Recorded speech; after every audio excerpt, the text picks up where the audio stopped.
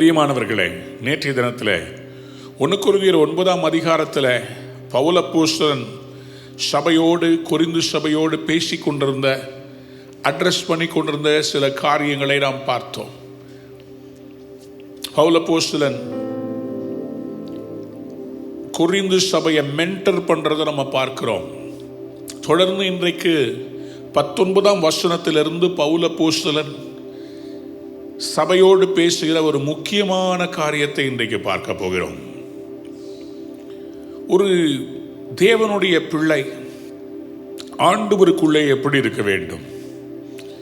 ஆண்டவருக்குள்ளே கர்த்தருடைய பிள்ளைகள் அவர்கள் அடிமைகளாய் அல்ல, அவர்கள் விடுதலை பெற்றவர்களாக, சுயாதீனர்களாக இருக்க வேண்டும். எத்தனை பேர் ஆமேன் சொல்ல விரும்புறீங்க? ஆண்டவர் சொன்னாரு, அன்பு என்கிற அந்த காரணத்தில் மட்டும் நீங்கள் கடனாளிகளாய் இருக்க வேண்டும், வேற ஒன்றிலும் கடனாளிகளாய் இருக்கக்கூடாது. அன்புக்கு மட்டும்தான் கடனாளிகளாய் இருக்கணும், வேற எதிலையும் நீங்கள் மற்றவர்களுக்கு அடிமைகளாய் இருக்கக்கூடாது என்று சொல்லி ஆண்டவராகிய இயேசு கிறிஸ்து நமக்கு திருவுளம் பற்றிருக்கிறார். 1 யோவான் 4ஆம் அதிகாரம் 11ஆம் வசனத்தை வாசிக்க பாருங்களேன். பிரியமானவர்களே, தேவன் இவ்விதமாய் நம்மிடத்தில் அன்பு கூர்ந்திருக்க, நாமும் ஒருவரிடத்தில் ஒருவர் அன்பு கூற கடனாளிகளாயிருக்கிறோம். We are debtors only in the area of love. அன்பில் தவிர வேற எதிலையும் நம்ம கடனாளிகளாக இருக்கக்கூடாது. We should not be slaves to anything else. ஆண்டவர் நம்மை விடுதலைக்காக அழைத்திருக்கிறார். எத்தனை பேர் ஆமேன் சொல்றீங்க? கைகளை உயர்த்தி சொல்லுங்க, நான் விடுதலையானேன். சொல்லுங்க, I am free. இன்னைக்கு இந்த வார்த்தையை நீங்க திரும்ப திரும்ப சொல்ல போறீங்க. I am free. கையை உயர்த்தி சொல்லுங்க. ஃப்ரீடம் என்கிற தரிசனத்தை ஆண்டவர் கொடுக்கும் போதே ஆண்டவர் சொன்ன முதல் காரியம், நான் உங்களை விடுதலை செய்யும்படி நான் இந்த கூட்டத்தை உனக்கு நான் தருகிறேன். பலரும் போய் நீ விடுதலைக்குள்ள நடத்தணும்னு சொல்லிதான் இந்த ஃப்ரீடம் என்கிற தரிசனத்தை ஆண்டவர் கொடுத்தார். பவுல் அப்போஸ்தலன் 1 கொரிந்தியர் 9ஆம் அதிகாரம் 19ஆம் வசனத்தில், விடுதலைக்காக அழைக்கப்பட்ட நான் என்னை கர்த்தருடைய சுவிசேஷத்த நிமித்தம் நான் அடிமையாக்கி கொள்ளுகிறேன் என்று சொல்லி அவர் இங்கே ஒரு போதனையை அவர்களுக்கு முன்பாக வைக்கிறார். ஊழியர்கள் அந்த சபைக்கு யாராய் இருக்கிறார்கள், எதற்காக தங்களை அப்படியாக அர்ப்பணிக்கிறார்கள் என்று பவுல் அப்போஸ்தலன் எக்ஸ்பிளைன் பண்றத பாருங்க. நான் ஒருவருக்கும் அடிமைப்படாதவனாய் இருந்தும் நான் அதிக ஜனங்களை ஆதாயப்படுத்திக் கொள்ளும்படிக்கு என்னைத்தானே எல்லாருக்கும் அடிமையாக்கினேன். அவர் சொல்றாரு, நான் யாருக்கும் அடிமைப்படவில்லை. I am not a slave to anyone. இங்கிலீஷ்ல போட்டிருக்கு, though I am free, though I am free and belong to no one. நான் ஒருவருக்கும் அடிமைப்படாதவனாக இருந்தாலும், I am not a slave to anyone, but அதிக ஜனங்களை ஆதாயப்படுத்திக் கொள்ளும்படிக்கு என்னைத்தானே எல்லாருக்கும் அடிமையாக்கினேன். ஊழியம் செய்ய வருகிறவர்கள் முதலாவதாக தங்கள் மனதிலே ஏற்றுக்கொள்ள வேண்டியது, நான் விடுதலைதான், நான் விடுதலையாக்கப்பட்டவன். கிறிஸ்து எனக்காக சிலுவையிலே மரித்ததினாலே I am free. But for me to gain more people to Christ, அதிக ஜனங்களை ஆதாயமாக்கிக் கொள்வதற்காக நான் எல்லாருக்கும் என்னை அடிமையாக்கினேன். இந்த கான்செப்டை புரிஞ்சுக்கிட்டா நிறைய பேர் ஊழியத்தை விடவே மாட்டாங்க. ஊழியம் என்றால் என்ன? அநேக ஜனங்களை ஆதாயமாக்கிக் கொள்ளுதல். ஊழியம் என்பது இன்டர்நெட்ல நீங்க போடுற அந்த வசனம் இல்லை. ஊழியம் என்பது மைக்க பிடிச்சு பாட்டு பாடுறது இல்லை. ஊழியம் என்பது வெறும் பிரசங்கம் பண்ணுவதல்ல. ஊழியம் என்பது ஒவ்வொரு ஆத்மாவையும் கிறிஸ்துவுக்குள்ளே நடத்துவது, அந்த ஆத்துமாக்களை கர்த்தருக்கென்று நடத்துவதற்காக நம்மை தாழ்த்துவது. நல்ல கவனிங்க, ஊழியம் என்பது இந்த ஸ்டேட்டஸ்ல இருந்துகிட்டு நான் இங்கிருந்து ஊழியம் பண்றேன், ரட்சிக்கப்படுறவங்க ரட்சிக்கப்படட்டும்னு சொல்லி இருப்பதல்ல. ஊழியம் என்பது நான் இந்த ஸ்டேட்டஸ்ல இருந்து இந்த ஸ்டேட்டஸ்க்கு கீழே கூட நான் என்னை இறக்கிக்கிறேன். நான் எவ்வளவு இறக்குனாலும் நிறைய பேரை ஆதாயமாக்கி கொள்றதுக்காக நான் என்ன இந்த சபைக்கும் இந்த நான் நடத்துகிறவர்களுக்கும் நான் அடிமையாக்குகிறேன். கையை உயர்த்தி அல்லேலூயா சொல்லு.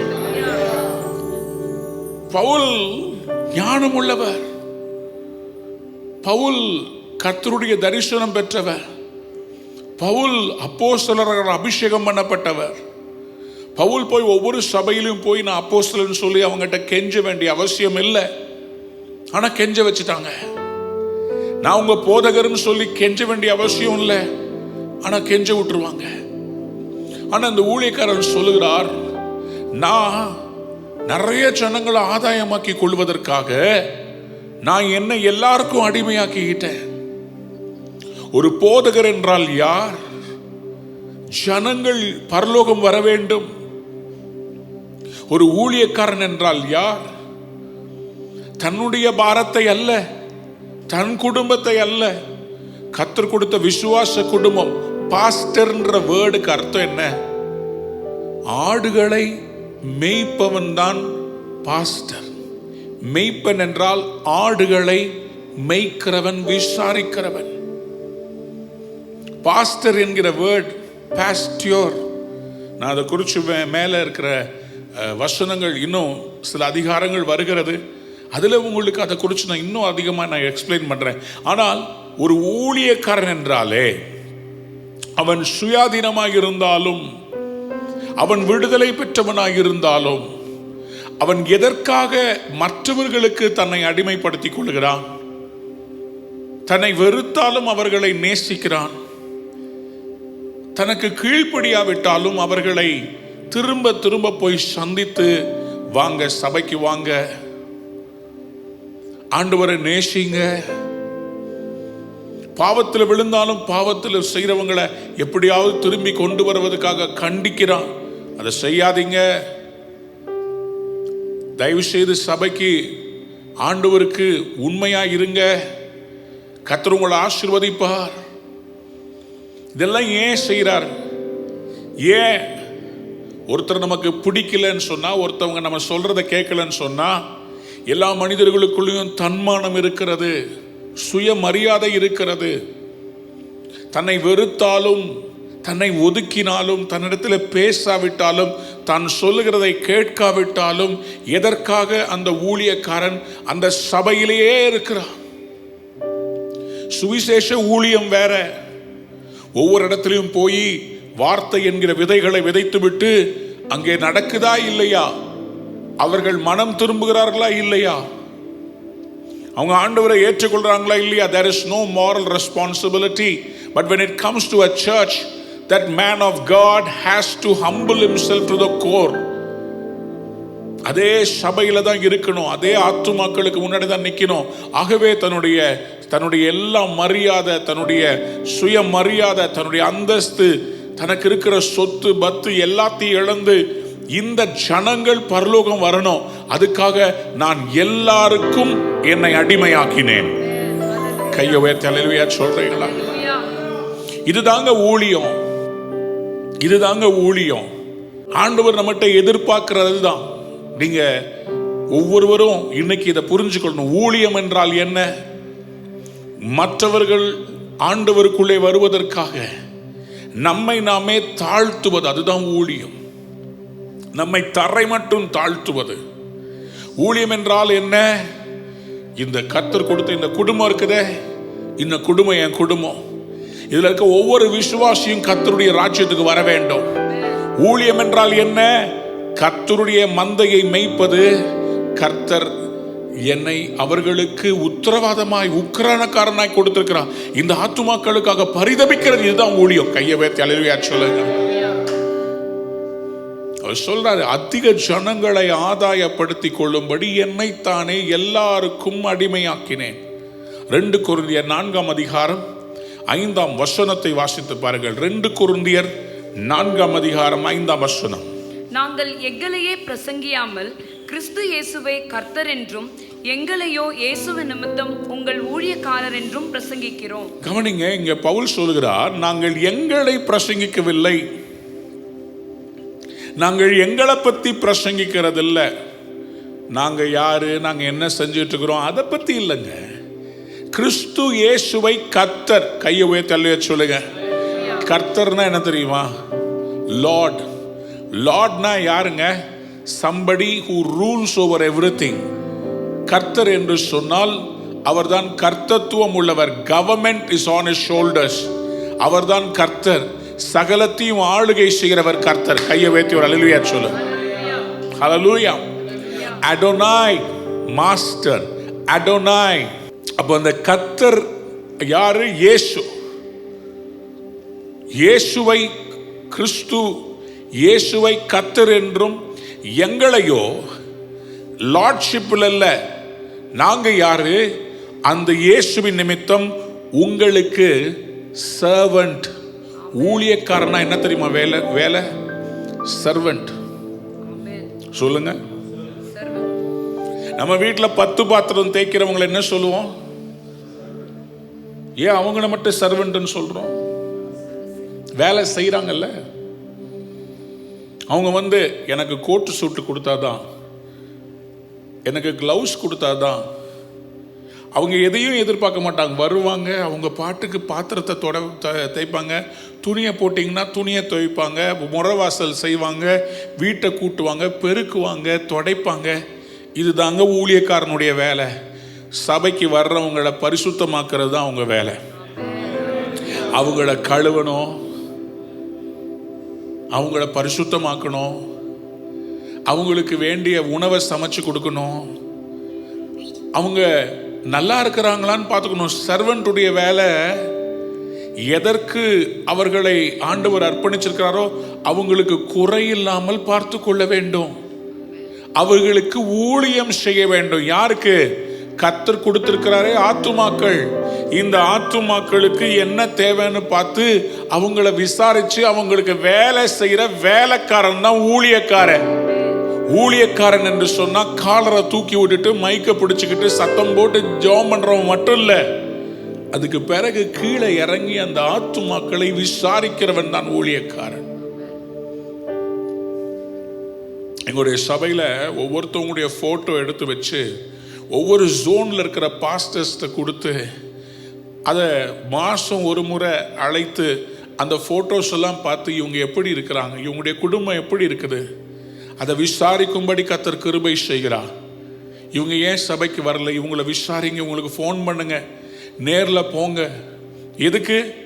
ஒவ்வொருத்தவங்களுடைய வாழ்க்கையும் ஒவ்வொரு அந்த உட்கிரானக்கார அந்த வேலைக்காரங்க. நம்ம அவங்க ஏன் சபைக்கு வரலையா?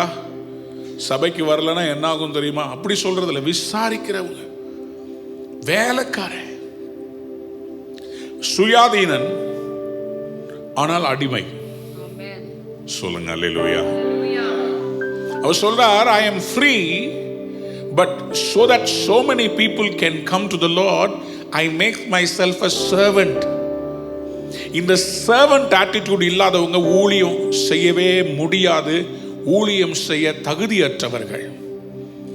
தனக்கு ஆண்டவர் சொல்றது, தலைமத்துவம் சொல்றத கேட்டு ஊழியம் செய்யற சர்வன்ட்ஸ் தான் இன்னைக்கு ஊழியத்தில் அதிகமா தேவை. கர்த்தர் சொல்ற காரியம், கர்த்தர் கொடுக்கிற அந்த தரிசனத்தை நிறைவேற்றுவதற்கு அந்த ஊழியன் ஒரு சர்வன்ட்டாக இருக்கிறான். He is a servant. எதுக்கு? எல்லாரையும் ஆதாயப்படுத்திக் கொள்வதற்கு. ஆதாயப்படுத்திக் கொள்வதற்கு. இன்னொரு வசனத்தை வாசிங்க. கலாத்தியர் 5ஆம் அதிகாரம் 13ஆம் வசனத்தை வாசிக்கலாமா? சகோதரரே, நீங்கள் சுயாதீனத்திற்கு அழைக்கப்பட்டீர்கள். இந்த சுயாதீனத்தை நீங்கள் மாம்சத்திற்கு ஏதுவாக அனுசரியாமல் அன்பினாலே ஒருவருக்கொருவர் ஊழியம் செய்யுங்கள். நீங்கள் அழைக்கப்பட்டது எதுக்கு? சுயாதீனத்துக்கு. You are called to be free. Underline பண்ணிக்கோங்க. I am called to be free. உங்களை கர்த்தர் அடிமைத்தனத்துக்கு அழைக்கவே இல்லை. கிறிஸ்தவ மார்க்கம் என்பது அடிமைத்தனத்தின் மார்க்கம் அல்ல.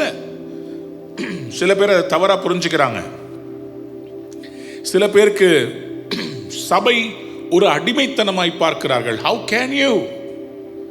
வியாதியிலிருந்து விடுதலை தர்றது கர்த்தருடைய வார்த்தை, கர்த்தருடைய சபை, கர்த்தருடைய ஊழியம், கர்த்தருடைய வீடு. வியாதியிலிருந்து விடுதலை, கர்த்தருடைய வசனம், கர்த்தர் நமக்கு கொடுக்கிற போதனைகள், நமக்கு கொடுக்கிற வளர்ச்சி, நம்முடைய தகப்பனாகிய போதக சபை, குடும்பம், கர்த்தர் நமக்கு கொடுக்கிற ஜெபம், கர்த்தர் நமக்கு கொடுக்கிற ஊக்கம், இது எல்லாமே அடிமைத்தனம் இல்லை. இதை நாம ஆண்டவரிடத்திலே அந்த வீட்டில் நம்ம ஒரு பிள்ளையா யோசித்தோம்னா அடிமைத்தனமா யோசிக்க மாட்டோம். கையை வைத்து சொல்லுங்க. சபையில் எல்லாரும் யாரா இருக்கிறாங்க? பிள்ளைகளா இருக்கிறாங்க. ஊழியக்காரங்க யாரா இருக்கிறாங்க? சர்வெண்டா இருக்கிறாங்க. ஊழியர்கள் வேலைக்காரராக இருக்கிறாங்க. விசுவாசிகள் பிள்ளைகளாக இருக்கிறார்கள். அவர் சொல்றாரு, you my brothers and sisters were called to be free. சுயாதீனத்திற்கு அழைக்கப்பட்டீர்கள். ஆனா இந்த சுயாதீனத்தை நீங்கள் மாம்சத்திற்கு ஏதுவாக அனுசரியாமல் அன்பினாலே ஒருவருக்கொருவர் ஊழியம் செய்யுங்கள். கையை உயர்த்தி சொல்லுங்க. சபை விசுவாசிகளே, மற்றவர்களுக்கு ஊழியம் செய்ய வேண்டிய பொறுப்பு உங்களுக்கும் இருக்கிறது. இந்த கடைசி காலத்தில் நம்ம ரொம்ப சுயநலமா மாறிட்டோம்ல. சபைக்கு போறோம், யார்கிட்டயாவது பேசுறோமா? சபையில் யார்கிட்டயாவது அன்பு செலுத்துறோமா? சபையில் எத்தனை பேர் நமக்கு தெரியும்? சபையில் நின்று யார்கிட்டயா ஃபெலோஷிப் பண்றோமா? யாரையாவது ஒருத்தவங்களை பார்த்து விசாரிக்கிறோமா? எப்படி இருக்கிறீங்கன்னு சொல்லி கேட்குறோமா? நம்ம போகிறோம், நமக்கு தெரிஞ்ச சர்க்கிளோட மட்டும்தான் பேசுவோம். தெரியாத சர்க்கிள் சபை வளர்ச்சியிலே முக்கியமான ஒரு காரியத்தை கண்டுபிடித்திருக்கிறார்கள். எந்த சபை மற்றவர்களிடத்தில் பேசுகிறதோ, மற்றவர்களை விசாரிக்கிறதோ, புதுசாக வர்றவங்ககிட்ட ஏற்கனவே இருக்கிற சபை மக்கள் வாங்க, எங்கேருந்து வரீங்க, உங்களை இது வரைக்கும் பார்த்ததே இல்லையே அப்படின்னு விசாரிக்கிறாங்களோ அன்பா, அந்த சபை வளர்கிறதாம். அப்போ அந்த விசுவாசிகளாக இருக்கிறவர்களுக்கு ஒரு கடமை இருக்கிறது. சபைக்கு வரும்போது நான் மட்டும் நன்றாக இருக்கிறேனா, எனக்கு இன்னைக்கு ஆசீர்வாதமான வார்த்தை கிடைத்ததா, என் பிள்ளைங்க சண்டே ஸ்கூல் போயிட்டு வந்தாங்கன்னு பார்க்கறது மட்டுமல்ல, மற்றவர்களை விசாரிப்பது ஒரு ஊழியம். மற்றவருக்கு ஒருவருக்கொருவர் ஊழியம் செய்ய வேண்டும். ஒருவருக்கொருவர் ஊழியம்னா என்ன? உங்களுக்கு என்ன வேணும்? உங்களுக்காக ஜெபிக்கணுமா? வாங்க, நான் கூட்டிட்டு போறேன், வாங்க பாஸ்டர்ட்ட, வாங்க ஜெபம் பண்ணலாம், வாங்க. கர்த்தர் உங்களுடைய தேவைகளை சந்திப்பார். உங்களை மென்டர் பண்றது ஏன்னு சொன்னா கலாத்தியர் 5:14 சொல்கிறது, உன்னிடத்தில் நீ அன்பு கூறுவது போல பிறனிடத்திலும் அன்பு கூறுவாயாக என்கிற இந்த ஒரே வார்த்தையிலே நியாயப்பிரமாணம் முழுவதும் நிறைவேறும். கையை உயர்த்தி அல்லேலூயா சொல்லுங்களேன். சத்தமா அல்லேலூயா சொல்லுங்க. ஹல்லேலூயா. The நோக்கம் என்ன? What is the intention? அநேகரை ஆதாயப்படுத்த வேண்டும். எல்லாரும் சொல்லுங்க, அநேகரை ஆதாயப்படுத்த வேண்டும். மத்தேயு சுவிசேஷம் 18:15 வாசித்து பார்க்கலாமா? உன் சகோதரன் உனக்கு விரோதமாக குற்றம் செய்தால் அவனிடத்தில் போய் நீயும் அவனும் தனித்திருக்கையில் அவன் குற்றத்தை அவனுக்கு உணர்த்து. அவன் உனக்கு செவி கொடுத்தால் உன் சகோதரனை ஆதாயப்படுத்தி கொண்டாய். ஆதாயப்படுத்துதல் என்றால் என்ன? ஆதாயப்படுத்துதல் என்றால் என்ன? ஆதாயப்படுத்தல் என்ன? தூரமா கத்தரை விட்டு போனவங்களை அவங்களோட பேசி அறிவுறுத்தி அவர்களை கிறிஸ்துவுக்குள்ளாக கொண்டு வந்து திருப்புகிற அந்த காரியம், அதுக்கு பேர் தான் ஆதாயப்படுத்தி கொள்ளுதல். To win over people, to get them to come closer to God. ஆதாயப்படுத்தி கொள்ளுதல். அன்புக்குரியவர்களே, இந்த ஆதாயப்படுத்தலை தான் ஆண்டவர் சொல்லுகிறார். இந்த ஆதாயப்படுத்தி கொள்றது தான் சபை செய்ய வேண்டும். எத்தனை பேர் ஆமென் சொல்ல விரும்புறீங்க?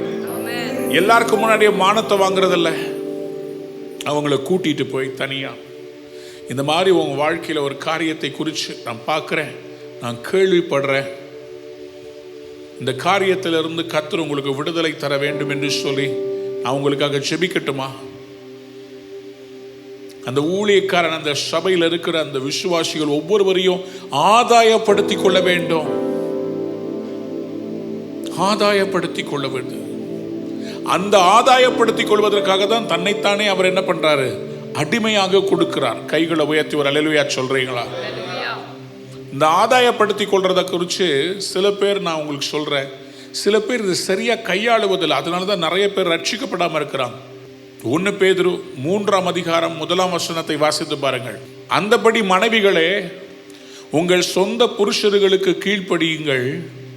அப்பொழுது அவர்களில் யாராவது திருவசனத்துக்கு கீழ்ப்படியாதவர்களாக இருந்தால் பயபக்தியோடு கூடிய உங்கள் கற்புள்ள நடக்கையை அவர்கள் பார்த்து போதனையின்றி மனைவிகளின் நடக்கையினாலே ஆதாயப்படுத்திக் கொள்ளப்படுவார்கள். கைகளை உயர்த்தி ஒரு அல்லேலூயா சொல்லுங்களேன். யாருக்கும் நம்ம போதனை பண்ண வேண்டிய அவசியம் இல்லைங்க. நம்ம கீழ்ப்படிதல்லையே அவங்களை ஆதாயப்படுத்திக் கொள்ளலாம். ரட்சிக்கப்படாத கணவன் எப்படி ரட்சிக்கப்படுவார்? நீங்கள் கர்த்தருடைய வசனத்துக்கு எப்படி கீழ்ப்படுறீங்களோ அதை பார்த்து அவர்களும் என்ன பண்ணுவாங்க? நானும் இதுமேல் கர்த்தருக்கு பயப்படுகிறவனாய் இப்படி நடக்க வேண்டும் என்று மாறுவார்கள். கைகளை உயர்த்தி அல்லேலூயா சொல்லுங்க. சத்தமா அல்லேலூயா சொல்லுங்க. பயபக்தியோடு கூடிய உங்கள் கற்புள்ள நடக்கையை அவர்கள் பார்த்து, போதனையின்றி பிரசங்கம் பண்ண வேண்டாம், நடக்கையினாலே. தேவ பிள்ளைகள், உங்க வீட்டில் இன்னைக்கு ரட்சிக்கப்படலைன்னா பேசி திருத்த முடியாது. ஆனா கர்த்தருடைய வழிகளில் நடந்து அவர்களை ஆதாயப்படுத்திக் கொள்ளலாம். கையை உயர்த்தி ஒரு அல்லேலூயா சொல்லுங்க. நல்ல ட்ரெஸ் மாத்துறது தப்பு கிடையாதுங்க. நல்ல தலை சீவுறது தப்பு கிடையாதுங்க. நல்ல முகத்தை நல்லபடியா வச்சுக்கிறதுக்காக நீங்க ஃபேஷியல் பண்றது தப்பு கிடையாது. புறம்பான அலங்காரத்தின் மூலமாக அல்ல, உள்ளான இருதயத்தில் இருக்கிற அந்த அலங்காரத்தை தான் ஆண்டவர் ரொம்ப எதிர்பார்க்கிறார். இந்த அலங்காரம் யாரையும் ரட்சிப்புக்குள்ள கொண்டு வராது. இந்த அலங்காரம் இருக்குதுல, இந்த அலங்காரத்தை எல்லாரும் நேசிப்பாங்க. உங்க மனசு எவ்வளவு அழகா இருக்குது. உங்க ஹஸ்பண்ட் உங்களை நேசிக்கணும்னா நீங்க கர்த்தருடைய வார்த்தைகளிலும் கர்த்தருடைய அந்த ஊழியத்திலையும் நீங்க கரெக்டா சின்சியரா இருந்து பாருங்க. உங்க மேல தன்னால ஆண்டவருடைய அன்பு உங்களுடைய கணவருடைய இருதயத்தில் ஊற்றப்படும். எவ்வளோ கடினமான கொடிய குடிகாரனா இருந்தாலும், வேசித்தனத்தில் இருக்கிறவங்களா இருந்தாலும், பயபக்தியோடு கூடிய கற்புள்ள நடக்கையை பார்த்து நீங்க அன்பாக இருக்கிறத பார்த்து அந்த மனுஷன் இருதயத்தில் குத்துண்டு, இப்படிப்பட்ட ஒரு மனைவிக்கு துரோகம் செய்ய நான் இருந்தேனே, என்னை மன்னியும் அந்த மனுஷன் கர்த்தர் பாதத்தில் விழுந்து மனம் திரும்புவான். இதை எத்தனை பேர் நம்புறீங்க? அவங்க மட்டும் ஒரு அல்லேலூயா சொல்லுங்க. கர்த்தர் இதை செய்வாரா? நீங்க உண்மையா இருந்தா கர்த்தர் செய்வாரா? கண்டிப்பா செய்வார். உங்கள் வீட்டை ஆதாயப்படுத்திக் கொள்வது உங்கள் கரத்தில் தான் இருக்கிறது.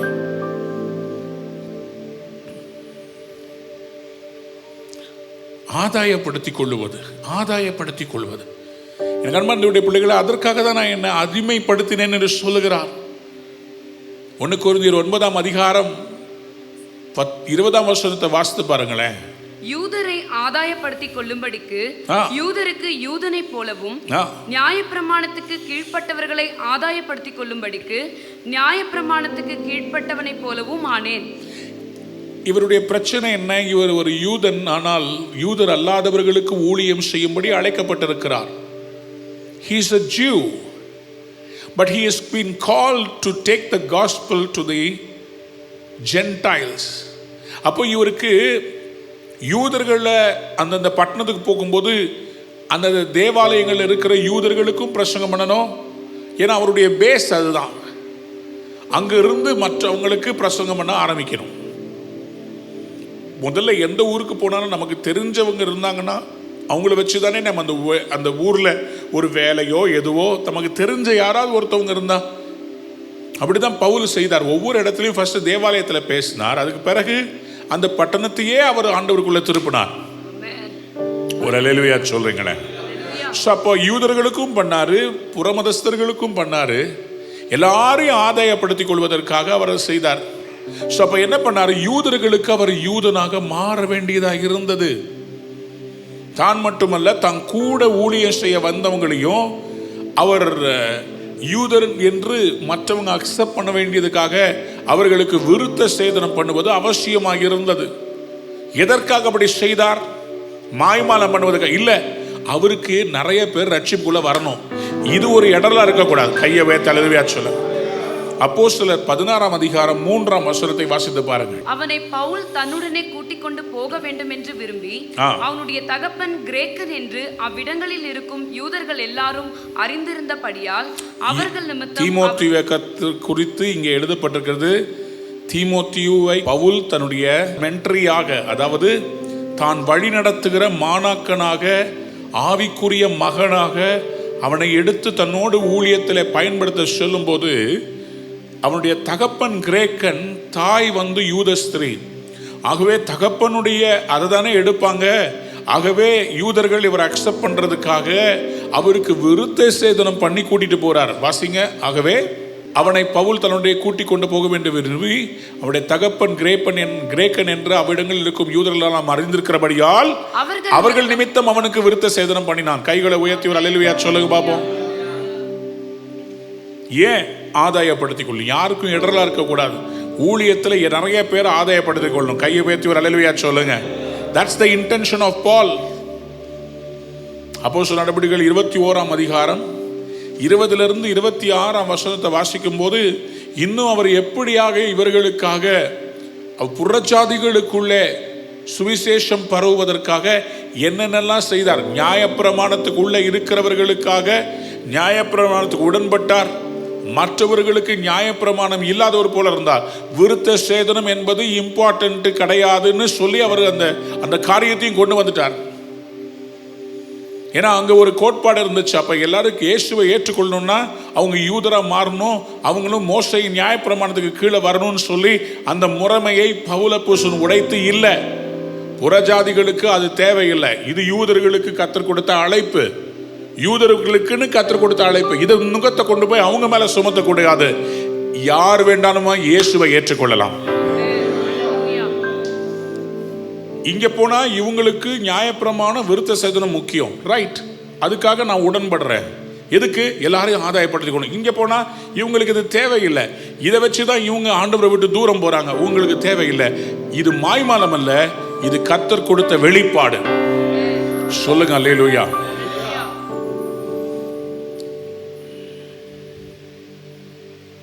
The heart of Paul is to bring people to Christ. ஆகவேதான் 1 கொரிந்தியர் 9:21 வாசிங்க. நியாயப்பிரமாணம் இல்லாதவர்களை ஆதாயப்படுத்திக் கொள்ளும்படிக்கு அவர்களுக்கு நியாயப்பிரமாணம் இல்லாதவனை போலவும் ஆனேன். அப்படி இருந்தும் நான் தேவனுக்கு முன்பாக நியாயப்பிரமாணம் இல்லாதவனாயிராமல் கிறிஸ்துவின் பிரமாணத்துக்குள்ளானவனாய் இருக்கிறேன். கையை உயர்த்தி ஒரு அல்லேலூயா சொல்லுங்க. இவர் என்ன சொல்ல வராரு? நியாயப்பிரமாணம் முழுமையும் கிறிஸ்துவுக்குள்ளே நிறைவேறுகிறது. கிறிஸ்துவை பின்பற்றினா நியாயப்பிரமாணத்துக்கு நான் துரோகி அல்ல, நியாயப்பிரமாணத்துக்கு நான் கீழ்ப்படிந்தவன். புரிஞ்சவங்க மட்டும் ஒரு அல்லேலூயா சொல்லுங்க. கலாத்தியர் 6ஆம் அதிகாரம் 2ஆம் வசனத்தை வாசித்து பாருங்கள். ஒருவர் பாரத்தை ஒருவர் சுமந்து இப்படியே கிறிஸ்துவினுடைய பிரமாணத்தை நிறைவேற்றுங்கள். ஒருவர் பாரத்தை ஒருவர் சுமந்தால் எந்த பிரமாணத்தை நிறைவேற்றுறோம்? கிறிஸ்துவின் பிரமாணம். கைகளை உயர்த்தி அல்லேலூயா சொல்றீங்களா? சொல்லுங்க அல்லேலூயா. எனக்கு அன்பான தேவனுடைய பிள்ளைகளே, இன்னைக்கு ஆண்டவர் சொல்றாரு, நம்ம ஆண்டவருடைய கட்டளைகளை நிறைவேற்றணும்னு சொன்னா பாரத்தை சுமத்து அன்பா இருந்தா போதும், அந்த பிரமாணங்களை எல்லாம் நான் நிறைவேற்றுகிறவர்களாய் மாறி விடுகிறோம். பவுல் அப்போஸ்தலனுடைய இருதயத்தை பாருங்க. I am free but I make myself a servant so that I can win many souls for Christ. அதான் அவருடைய கிரைட்டீரியனா இருக்குது. ஆகவே இவர் என்ன பண்ணாராம்? 22ஆம் வசனத்தை வாசித்து பார்த்தீங்கன்னா, பலவீனரை ஆதாயப்படுத்திக் கொள்ளும்படி, பலவீனரை ஆதாயப்படுத்திக் கொள்ளும்படி, பலவீனனுக்கு பலவீனனை போல மாறினாராம். கையை உயர்த்தி ஒரு அல்லேலூயா சொல்றீங்களா? பலவீனன் கிட்ட நான் பலவான் நீ பலவீனன்னு சொல்லி அவங்கள கீழ்ப்படுத்தல, அவங்கள வெட்கப்படுத்தல. பலவீனர்கிட்ட போய் சொன்னாலே நானும் பலவீனமானவன்பா. He became weak for the weak. ரோமருக்கு எழுதப்பட்ட நிருபம் 14ஆம் அதிகாரம் 1ஆம் வசனத்தை வாசிப்போம். விசுவாசத்தில் பலவீனம் உள்ளவனை சேர்த்துக் கொள்ளுங்கள், ஆனாலும் அவனுடைய மன ஐயங்களை குற்றமாய் நிர்ணயிக்காமல் இருங்கள். பவுல் கற்று தேர்ந்தவராக இருந்தாலும் கல்லாதவர்களை அவர் வெறுக்கவில்லை. டவுட்ஸோட இருக்கிறவங்களை அவர் தள்ளிவிடவில்லை. ஒரு லேர்னட் ஸ்காலர்ஸோடு இருந்துக்கிட்டு நாங்கள்லாம் இதை முடித்தவங்க, நாங்கள்லாம் ரொம்ப உயர்ந்தவர்கள், நீங்களெல்லாம் ரொம்ப கீழே டவுட்ஸ்லாம் இருக்குது, நீங்கள் இன்னும் பேபிஸாக இருக்கிறீங்கன்னு சொல்ல அவர் யார்கிட்ட வேணாலும் அன்பா தாழ்மையா, விசுவாசத்தில் பலவீனர்கள் கையை வைத்து அள்ளியா சொல்லுங்க. வீக்குனா யாரை தெரியுமா இங்கே சொல்கிறாரு? பாடியில் வீக் இல்லை, சபையில் யாரெல்லாம் விசுவாசத்தில் வீக்காக இருக்கிறாங்களோ, இப்போ புதுசாக ரட்சிக்கப்பட்டு வராரு, நான் இவர்கிட்ட எப்படி இருக்கணும்? அவர் லெவலுக்கு பேசுறதுக்கு நான் ரெடியாக இருக்கணும். அவர் கேட்குற கேள்விக்கு நான் பதில் சொல்லணும். அவர்கிட்ட நான் பழகிற விதத்தில் பலவீனமாக இருக்கிறவங்க பலவானா மாறிவிட வேண்டும். கைகளை உயர்த்தி அல்லேலூயா சொல்றீங்களா? அப்புறம் பலவீனருக்கு பலவீனமானாரு. மறுபடியும் சொல்றாரு பாருங்க, எப்படி ஆகிலும் சிலரை ரட்சிக்கும்படிக்கு நான் எல்லாருக்கும் எல்லாம் ஆனேன். கைகளை உயர்த்தி அல்லேலூயா சொல்லுங்க. அப்போ செல்வத்தினாலே ஆசீர்வதிக்கப்பட்டவர்களோடு பேசவும் தெரியணும். செல்வங்களும் வாழ்க்கையில சௌகரியங்களும் இல்லாதவரிடத்துல அன்பு செலுத்தவும் அவர்களோடு ஐடென்டிஃபை பண்றதுக்கும் தெரியணும். எல்லாருக்கும் எல்லாம் ஆனோம். இதுதான் ஊழியம். சொல்லுங்க ஆமென். ஊழியம் என்றால் காணிக்கை தருகிற சில செல்வந்தர்கள் வீட்டுக்கு மட்டும் போவதல்ல. ஏழை ஜனங்க, ஒத்த ரூம்ல தங்குறவங்க, அவங்களையும் விசாரிக்கிறது ஊழியம். எல்லாருக்கும் எல்லாமானேன், எல்லாரையும் நேசிப்பது, எல்லாரையும் பார்ப்பது, எல்லாரையும் தூக்கி விடுறது, அதுதான் ஊழியம். அதுதான் ஆண்டவர் விரும்புகிறார். அதுதான் பவுல் அப்போஸ்தலன் சொல்றாரு, இதுதான்ப்பா ஊழியம், எல்லாருக்கும் எல்லாமும் ஆனேன்ப்பா. I have become all things to all people so that by all possible means I might save some.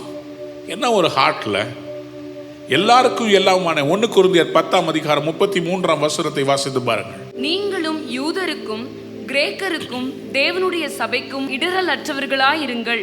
இடரலற்றவர்களாயிருங்க. Don't be a stumbling block, be a building block. யாராவது எழுத வேண்டாமா?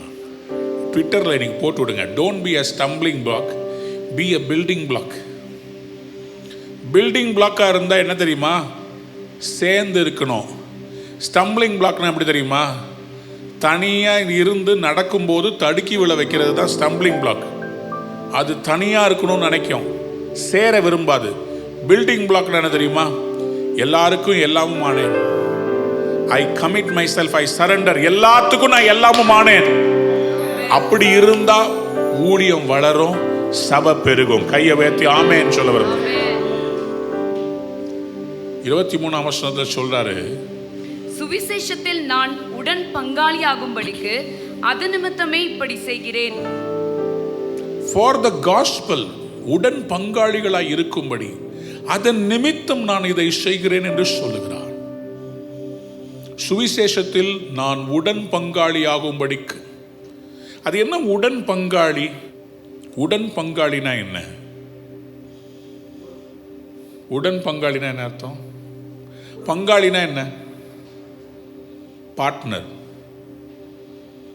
உடன் பங்காளினா ஜாயிண்ட் பார்ட்னர்ஷிப். அப்போ சுவிசேஷம் அறிவிக்கிறதுல சபையாரும் ஊழியர்களும் யாரா இருக்கிறாங்க? கையை உயர்த்தி அல்லேலூயா சொல்லுங்க. சபையும் ஊழியக்காரரும் யாரா இருக்கிறாங்க? உடன் பங்காளிகளா இருக்கிறாங்க.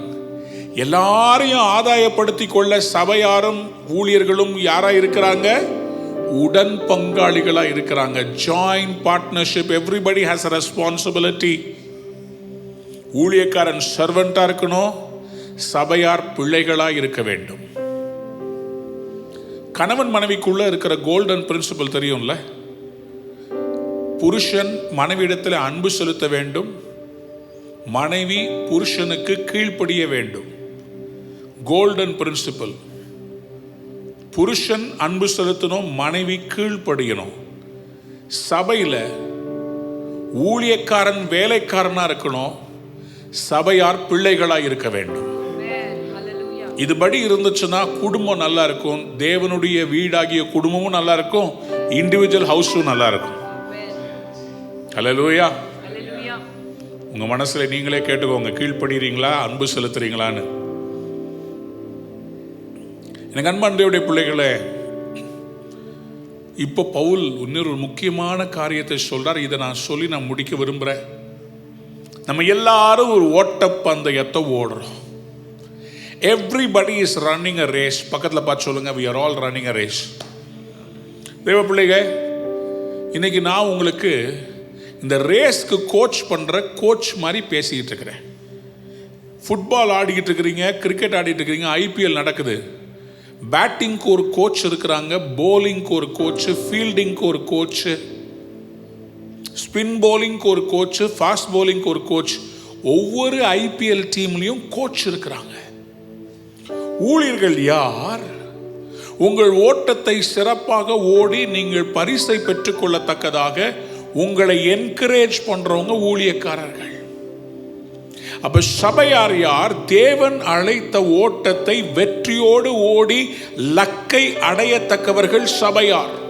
இப்போ இந்த ஓட்ட பந்தயத்தில் ஓடுற அந்த ஓட்ட பந்தயத்தை நான் உங்களுக்கு காமிக்கிறேன் பாருங்க. அவங்க என்ன ஃபாஸ்டா ஓடுறாங்கன்றத பாருங்க. இது ஒரு நாளில் ஓடுறது இல்லைங்க.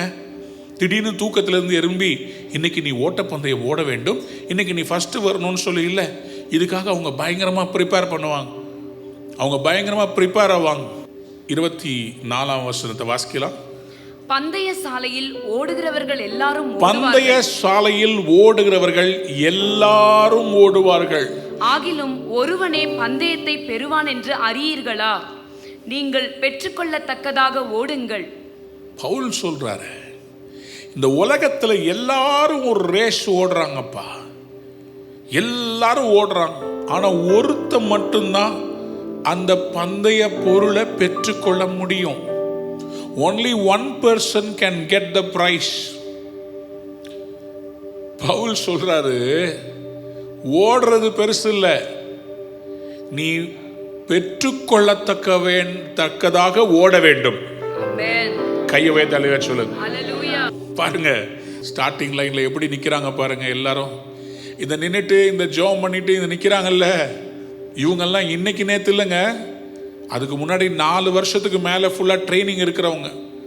அவங்களுடைய மசில்ஸ் எல்லாம் பாருங்க, அவங்க எலும்பெல்லாம் பாருங்க. அவங்களுடைய ஃபாஸ்ட்டாக ஓடணும்னு சொன்னால் இது எத்தனையோ நாள் தூக்கம் இல்லாமல் அதிகாலையில் எழும்பி நின்று அவங்க எல்லாத்துக்கும் கிரவுண்டுக்கு வரணும். மற்றவங்களாம் தூங்கிட்டு இருப்பாங்க, மற்றவங்களாம் ஐஸ்கிரீம் சாப்பிடுவாங்க, மற்றவங்களாம் ஜாலியாக நைட் கிளப் போவாங்க. ஆனால் இவங்க அப்படி செய்ய முடியாது. உடம்பை ஒடுக்கணும். சும்மா பிரியாணி சாப்பிட முடியாது, சும்மா. ஆனா பாருங்க, அவ்வளவு தியாகம் பண்ணதுனால ஓட்ட பந்தயத்துல ஃபர்ஸ்டா வந்து நிக்கிறான். எத்தனை பேர் ஆமென் சொல்ல விரும்புறீங்க? நான் இன்னைக்கு இந்த எல்லோ டிஷர்ட் போட்டிருக்கிற இந்த ஆளு முன்னாடி ஓடி வந்து ஃபர்ஸ்ட் பிரைஸ் வாங்குறான் பாத்தீங்களா? இதே மாதிரி கர்த்தர் உங்களை ஃபர்ஸ்டா வர வைக்க விரும்புறாரு. பவுல் சொல்றாரு, நீங்க பிரைஸ் வாங்குற மாதிரி ஓடணும், சும்மா ஓடக்கூடாது.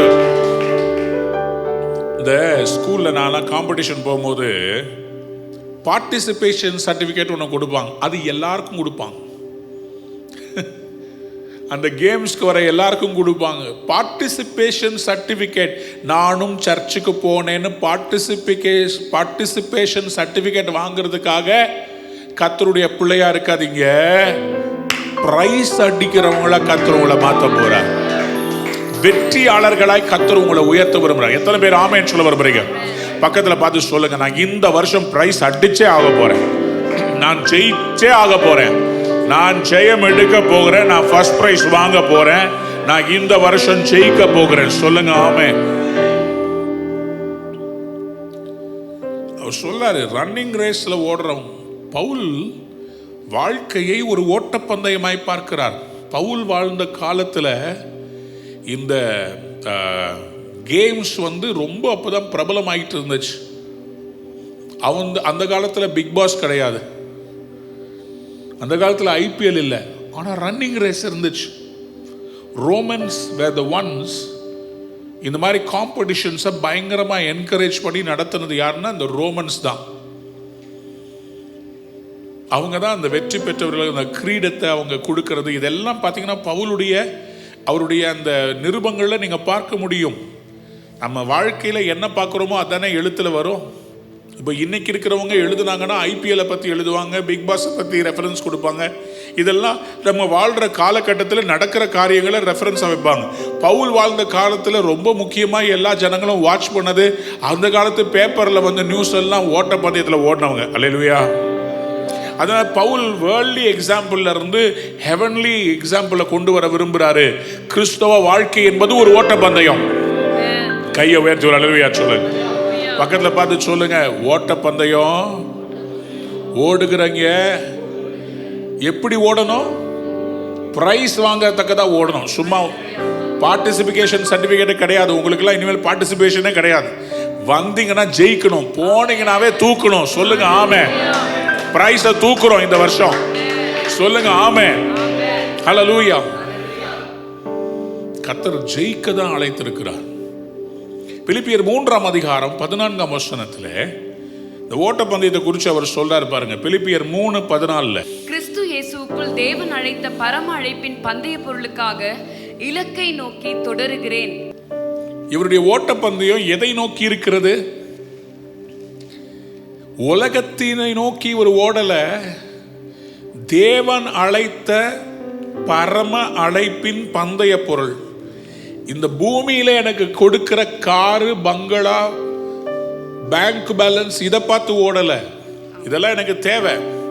ஆனா எனக்கு பரம அழைப்பு ஒன்று கொடுக்கப்பட்டிருக்கிறது. அங்க போகும்போது எனக்கு பரலோகத்தில் ஆண்டவர் ரிவார்டு கொடுக்க போறாரு. அந்த பரலோக அந்த அழைப்பு பந்தய பொருள், அந்த லக்க நோக்கி நான் ஓடுறேன். கையை மேல உயர்த்தி காமிங்க. பரம அழைப்பை நோக்கி ஓடுறேன். சத்தமா ஒரு ஆமேன்னு சொல்லுங்க. அன்பார்ந்தவருடைய பிள்ளைகளே, இந்த ஓட்டப்பந்தயத்தில் ஓடுறவங்க வெயிட் போட மாட்டாங்க. ஓட்டப்பந்தயத்தில் ஓடுறவங்க இஷ்டத்துக்கு சாப்பிட மாட்டாங்க. ஆகவே அவர் சொல்றார் பாருங்க, நீங்க என்ன பண்ணணுமா, ஓடுறவங்க எப்படி போடணும்? வாசிங்க 25ஆம் வசனம். பந்தயத்திற்கு போராடுகிற யாவரும் எல்லாவற்றிலேயும் இச்சை அடக்கமாய் இருப்பார்கள். இந்த ஓட்ட பந்தயத்தில் ஓடுறவங்க இச்சை அடக்கமாய் இருப்பார்கள். அவங்க டெய்லி கிரில் சிக்கன் சாப்பிட மாட்டாங்க, அவங்க பிரியாணி சாப்பிட மாட்டாங்க, அவங்க சாம்பாரில் நெய்யை ஊற்றி டெய்லி அடிக்க மாட்டாங்க. அவங்களுக்கு எல்லாமே அளவில் தான் கொடுக்கப்படும். ஆனால் ஓட்ட பந்தயத்தில் ஓடுறவங்க இச்சை அடக்கமாக இருப்பார்களாம். they will not be free. நம்மெல்லாம் ஜாலியாக சாப்பிட்றோம், யாராவது ஒன்று கொடுத்தாங்கன்னா சாப்பிட்றோம். ஹோட்டலில் போனால் நம்ம எதை வேணால் ஆர்டர் பண்ணோம். ஓட்ட பந்தயத்தில் ஒலிம்பிக்ஸில் ஓடுறவங்க அப்படி செய்ய முடியாது. அவங்களுக்குன்னு ஒரு ரிகரஸான டயட். ஒரு அருமையான நண்பரை அறிவேன். அவர் இந்தியா டீம் இருக்கு பார்த்தீங்களா, அந்த இந்தியன் டீமுக்கு முன்னாடி சச்சின் டெண்டுல்கர்லாம் ஆடும்போது அவர்களுக்கு உணவை வகையறுத்து போட்டு கொடுத்த அந்த ஹோட்டலில் வரும்போது ஒவ்வொருத்தருக்கும் ஒவ்வொரு சாப்பாடு வச்சுருப்பாங்க. அப்போ சச்சின் டெண்டுல்கருக்கு ஒரு சாப்பாடு, விராட் கோலிக்கு ஒரு சாப்பாடு, ஒவ்வொருத்தருக்கும் ஒரு சாப்பாடு, ஃபாஸ்ட் பவுலர் பாலாஜிக்கு ஒரு சாப்பாடு, இப்படி ஒவ்வொருத்தருக்கும் ஒரு சாப்பாடு இருக்குமா. அப்போ சச்சின் டெண்டுல்கருக்கு சாப்பாடை பற்றி அவர் சொல்கிறாரு, ஒவ்வொரு போர்ஷனும் அவர் கொடுக்குற ஒவ்வொரு சாப்பாடும் ரொம்ப கால்குலேட்டட் கேலரிஸு, பேலன்ஸ்டு டயட். அவருக்கு எவ்வளோ கேலரிஸ் தேவைன்னு சொல்லி ஒவ்வொரு ஃபுட்டையும் நாங்கள் அளந்து கரெக்டாக கொடுப்போம். அதில் ஒன்று கூட மாற முடியாது. ரொம்ப பர்டிகுலராக இருப்பார். 5 ஸ்டார் ஹோட்டலில் தான் தங்குவாங்க. அவங்களுக்கு முன்னாடி பயங்கர பெரிய ஸ்ப்ரெட் இருக்கும். மற்றவங்கெல்லாம் போய் குடிக்கிறப்ப போவாங்க, ஜாலியாக டிஸ்கோக்கு போவாங்க. ஆனால் இந்த மனுஷன் பயங்கர கட்டுக்கோப்பாக இருப்பாராம். தேவையற்ற எதுலேயும் போய் தலையிட மாட்டாராம். தேவையற்ற சாப்பாடு அங்கே எவ்வளோ பெரிய பெரிய பீஸ் வச்சுருந்தாலும் போய் எடுக்க மாட்டார். அவருக்குன்னு குக் பண்ணி வச்ச அந்த மீலை மட்டும்தான் அவருக்கு சர்வ் பண்ண முன்னுமா. அந்த அந்த அந்த ஸ்ட்ரிக்டாக அந்த ஹோட்டலில் சொல்லி வச்சுருப்பாங்களாம். வேறு எதையும் அவர் டேபிளுக்கு கொண்டு போய் அவரை டெம்ப் பண்ணக்கூட கூடாது. அந்த டேபிளுக்கு வேறு எதுவுமே போகாது. அவருக்குன்னு சொன்ன அந்த டயட் தான் கரெக்டாக அவருக்கு சர்வ் பண்ணுவாங்களாம். எதற்காக அப்படி இருக்க வேண்டும்? எதற்காக எல்லாத்தையும் அனுபவிக்க திராணி இருந்தாலும் எல்லாத்தையும் அனுபவிக்காம இச்சை அடக்கத்தோட இருக்கிறாங்க? ஏன்னா இன்னைக்கு நான் வைத்த கட்டுனாலும் நாளைக்கு நான் மேல நிற்கும் போது ஆயிரக்கணக்கான ஜனங்கள் என்னை பார்த்து சொல்லுவார்கள், இவனை மாதிரி நான் மாறணும்னு சொல்லி எல்லாருக்கும் சாட்சியா வரணும்னு சொன்னா, இன்னைக்கு நம்ம இச்சை அடக்கத்தோட ஓடுனா ஒரு நாள் பந்தய பொருளாகிய கிரீடத்தை பெறுவார்கள். கைகளை உயர்த்தி. அதனாலதான் 1 கொரிந்தியர் 9:25 சொல்றாரு, பந்தயத்துக்கு போராடுகிற யாவரும் எல்லாவற்றிலும் இச்சை அடக்கமாய் இருப்பார்கள். ஏன்? அவர்கள் அழிவுள்ள கிரீடத்தை பெறும்படிக்கு அப்படி செய்கிறார்கள். நாமோ அழிவில்லாத கிரீடத்தை பெறும்படிக்கு அப்படி செய்கிறோம். சொல்லுங்க அல்லேலூயா. அந்த காலத்துல ரோமன்ஸ் வச்சிருந்த அந்த பந்தய பொருள்ல ஜெயிக்கிறவங்களுக்கு இலையினால செய்யப்பட்ட அழகான பூவும் இலையும் செய்யப்பட்ட அந்த கிரீன் கலர்ல கிரீடத்தை தூக்கி அவங்க தலையில வைப்பாங்க. அந்த கிரீடம் அது நாளாகும் போது அது வாடி போயிடும். அந்த நேரத்தில் பச்சை பசேல்னு எல்லாரும் பார்க்கறதுக்கு ரொம்ப அழகா இருக்கும் கிரீடம். அந்த ஓட்டப்பந்தயத்தை ஜெயிக்கிறவங்களுக்கு அந்த கிரீடத்தை தலை மேல வைப்பாங்க. ஆனா அந்த கிரீடம் வாடி போய்விடும். இது ஹிஸ்டாரிக்கலா அவருடைய காலகட்டத்தில் நடந்த காரியம். ஆகவே அவர் சொல்றாரு, இந்த கிரீடம் வாடி போயிடும். ஆனா பரலோகத்துல கர்த்தர் நமக்காக ஒரு கிரீடத்தை வச்சிருக்கிறார். அது வாடாத ஜீவ கிரீடமா இருக்கிறது. ஓட்டப்பந்தயத்தில் ஜெயிக்கிற எனக்கு கர்த்தர் ஒரு கிரீடத்தை கொடுப்பார். கைகளை உயர்த்தி ஒரு அல்லேலூயா சொல்லுகிறேன். அந்த கிரீடம் என்றென்றைக்கும் நிலைத்திருக்கும். எத்தனை பேர் ஆமேன் சொல்ல விரும்புறீங்க? சத்தமா ஆமேன் சொல்லுங்க.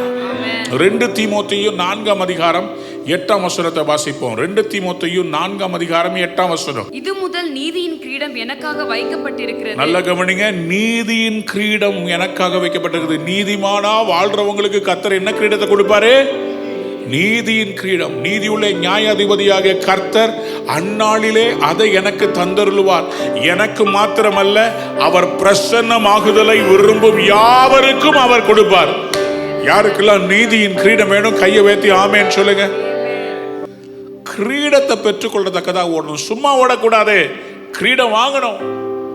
ஆண்டவர் சொல்றாரு, இந்த ஓட்டப்பந்தயத்தில் ஓடுற எல்லாருக்குமே நான் கிரீடத்தை கொடுக்க போறேன்.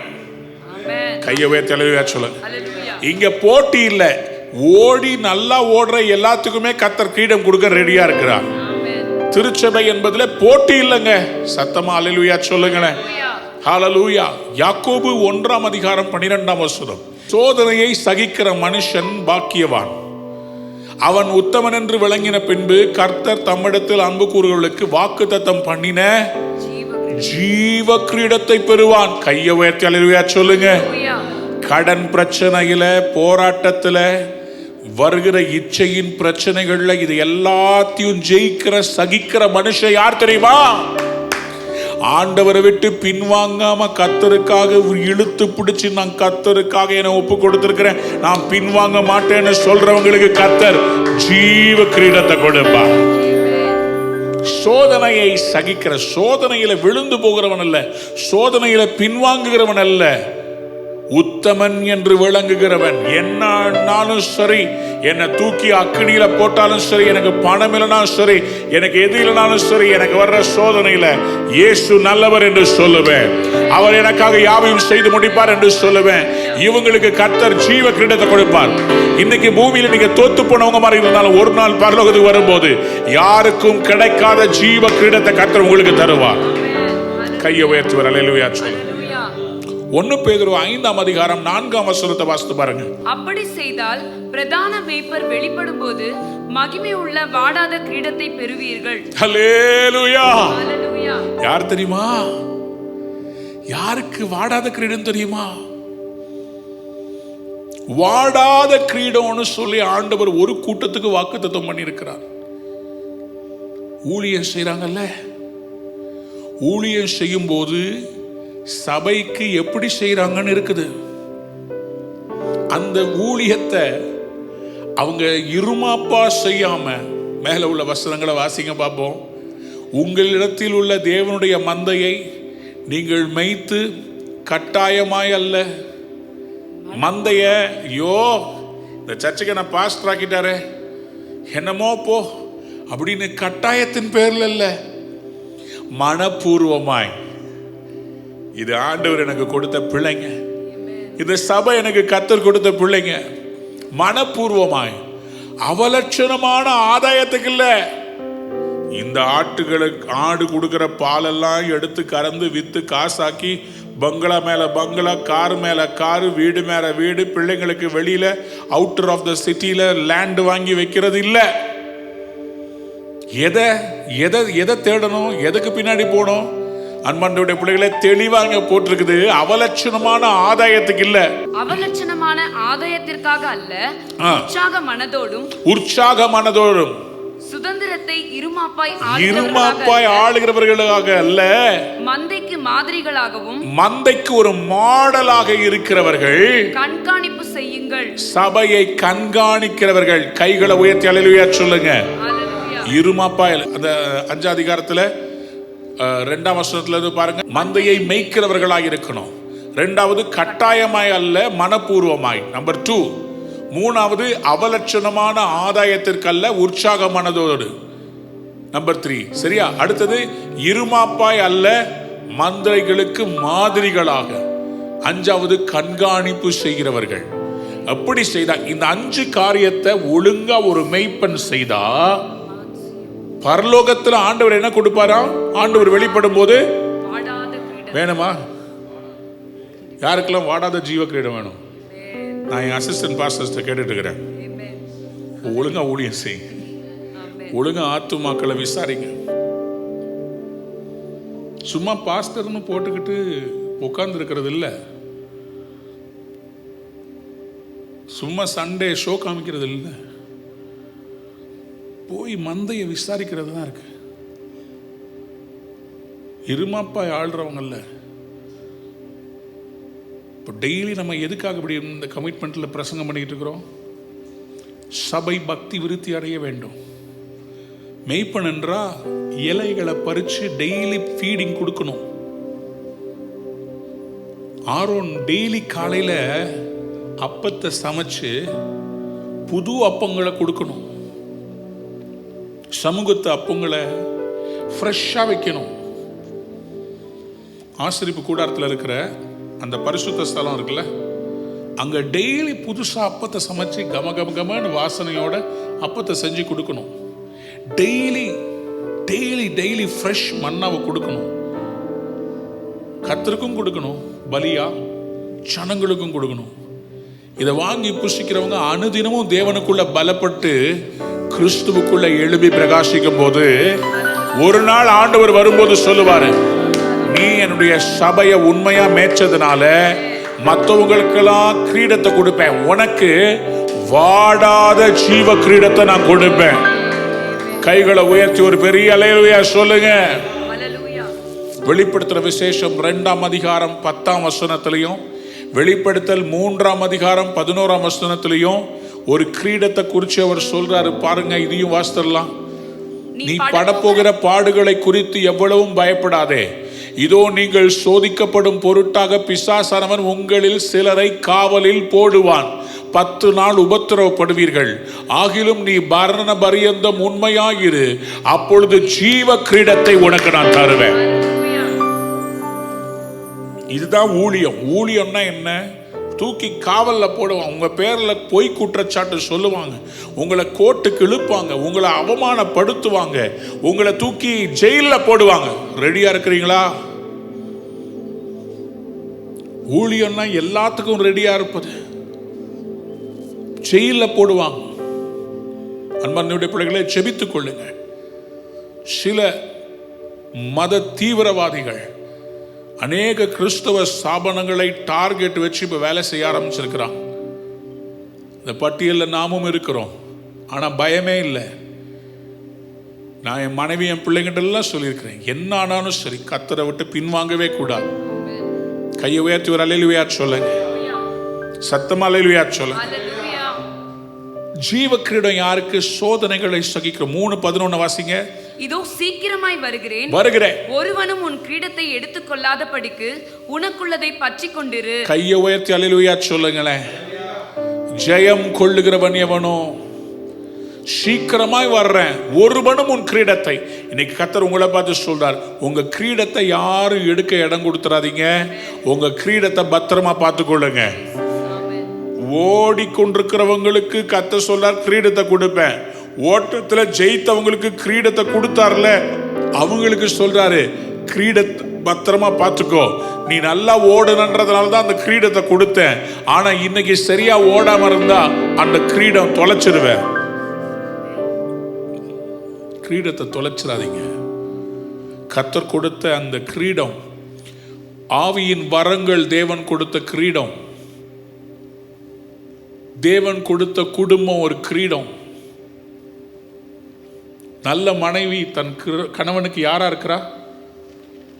கிரீடமா இருக்கிறா. A good wife is a crown to the husband. இழந்துராதீங்க.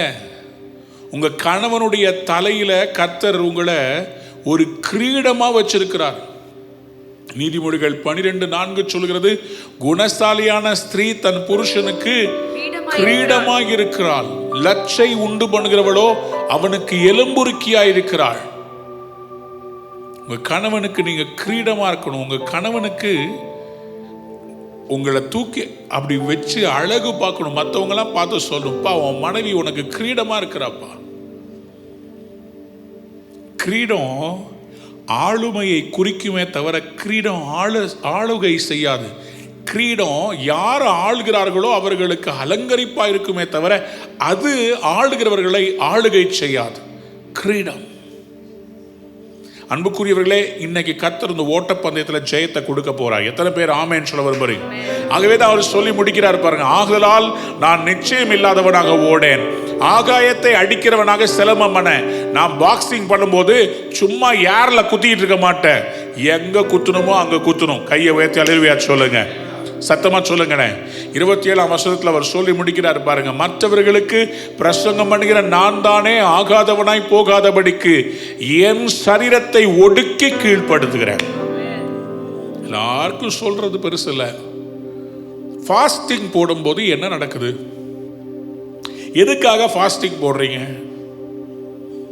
Fasting போடும்போது நம்முடைய ஆசை இச்சைகளை ஒடுக்கி கர்த்தருக்கு தம்மை கீழ்ப்படுத்துவதற்காக தான் ஃபாஸ்டிங். ஃபாஸ்டிங் என்பது நம்ம இருமாப்புள்ளவர்களாய் பெருமை உள்ளவர்களாய் மாற்றுவது அல்ல, தேவ சித்தத்தை அறிகிறவர்களாக தேவனுக்கு கீழ்ப்படுகிறவர்களாய் மாற்றுவது தான் ஃபாஸ்டிங்.